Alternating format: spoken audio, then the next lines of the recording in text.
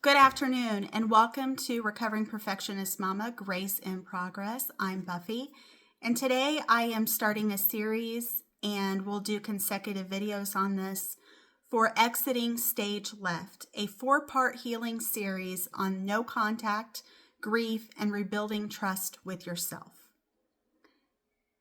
Let me talk to you about this series. There comes a point when staying hurts more than leaving. And for many people, the moment doesn't come with applause. It comes with grief, guilt, and silence. This series is for anyone who chose distance from family, not because they didn't care, but because they cared too much to keep abandoning themselves and being mistreated. Over 4 episodes, we'll talk about the grief no one warned you about, what happens after you go no contact if you choose to, and this is not forcing you to do that, how to tell the difference between healing loneliness and unsafe longing, and how to rebuild trust with yourself after years of self-doubt. This isn't about blaming.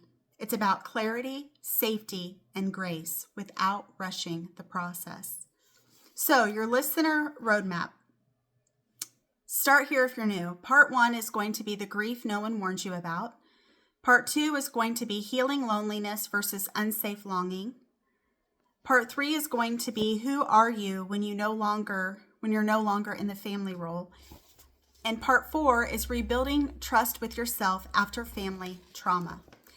Just so you know, you don't need to listen perfectly or in one setting. Come back as the waves hit if that helps you.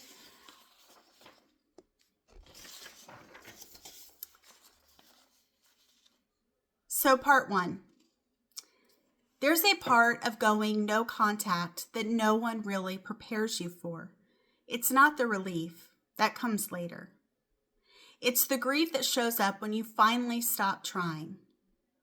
Because when you walk away from a toxic family system, you don't just lose people.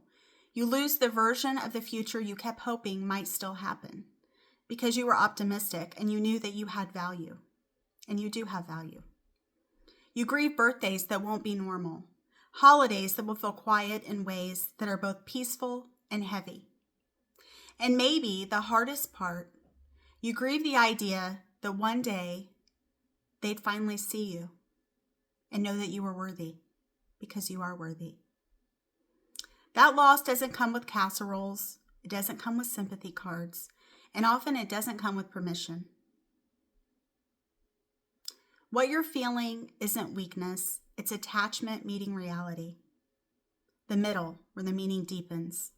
A lot of people tell themselves, if it was really that bad, why do I still miss them? But attachment doesn't dissolve just because clarity arrives.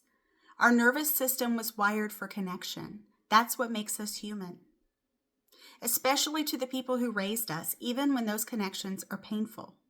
So when you leave, your body still expects the familiar roles, the familiar chaos, the familiar emotional weather. And that's why the grief feels so confusing. Because you're not grieving what was, you're grieving what never got to be. You're grieving the version of your family that you always dreamed they would be, but yet somehow they never got there. There's a name for that kind of loss. It's called ambiguous grief. When the person is still alive, but the relationship is no longer safe or possible. And ambiguous grief doesn't end cleanly. It lingers. It circles back on quiet days. It shows up when you're finally calm and wonders why you aren't fighting anymore. The guilt. Then comes the guilt. Not because you did anything wrong, but because you were trained to believe that your job was to absorb discomfort so others didn't have to.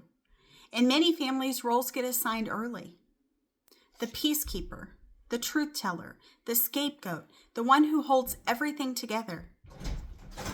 When you step out of that role, the system destabilizes. And when a system destabilizes, it tries to pull you back, often through guilt, pressure, or silence. That doesn't mean you're cruel. It means the system depended on you staying small. Forgiveness versus peace. Some people will tell you that forgiveness means reconciliation. It doesn't.